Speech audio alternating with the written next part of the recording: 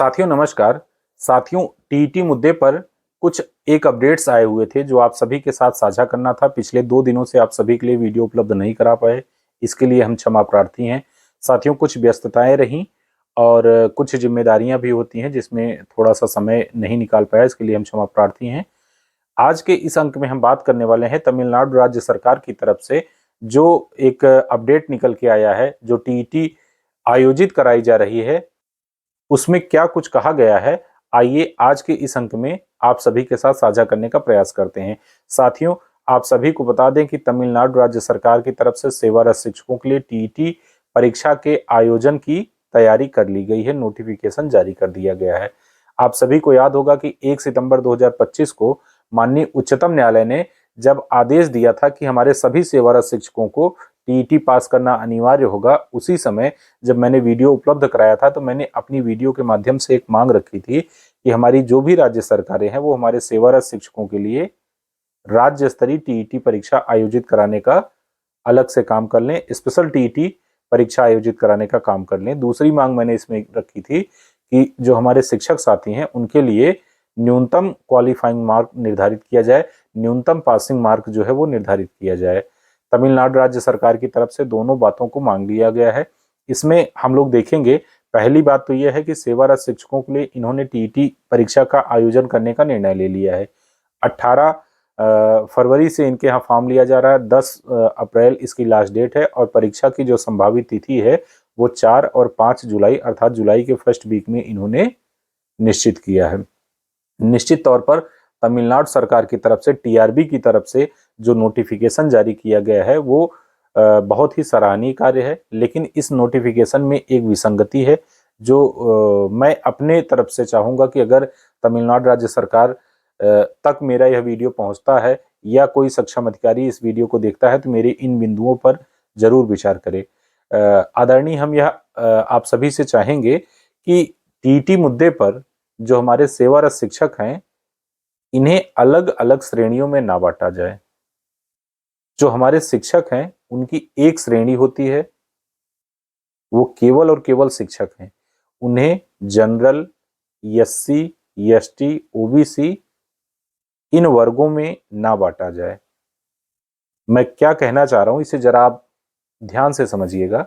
जैसा कि तमिलनाडु राज्य सरकार की तरफ से जो नोटिफिकेशन जारी किया गया, उस नोटिफिकेशन में ये कहा गया कि जो हमारे शिक्षक साथी हैं उनकी परीक्षा जो होगी उसके लिए पहले तो हमने 30 मिनट का समय बढ़ा दिया, अर्थात समय उसमें 3 घंटे का दे दिया गया। बहुत अच्छी बात है। सीटेट में भी 2.5 घंटे का समय दिया जाता है, आपने 30 और मिनट बढ़ा दिए। इसका मतलब है कि निश्चित तौर पर सरकार शिक्षकों के प्रति सकारात्मक दृष्टिकोण रख रही है। यह बहुत अच्छी बात है, इसके लिए हम तमिलनाडु सरकार को बधाई देते हैं।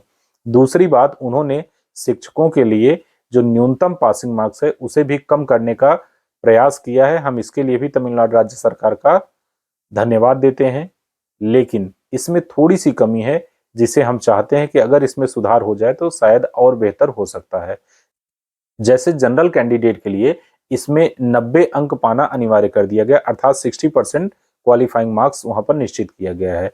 ओबीसी के लिए यही 50% निर्धारित किया गया है, अर्थात 75 क्वेश्चन उनको सही करना होगा और इसी तरीके से एससी एसटी के लिए 40% क्वालिफाइंग मार्क्स निर्धारित कर दिया गया है।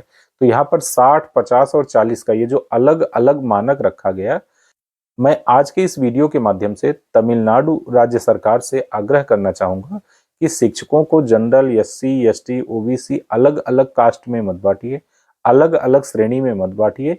जो हमारे सेवारत शिक्षक साथी हैं वैसे ही वो पिछले 4 महीनों से 5 महीनों से बहुत ही अवसाद में हैं, उनको इस अलग अलग वर्गीकरण में बांट करके फिर से उनको मानसिक प्रताड़ना देने का काम न किया जाए।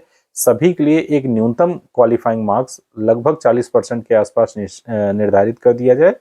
उसी में जो भी हमारे सेवारत शिक्षक साथी हैं उसी के आधार पर वो परीक्षा दें। अगर उसको क्वालिफाई करते हैं तो उनकी सेवा की सुरक्षा को सुनिश्चित किया जाए।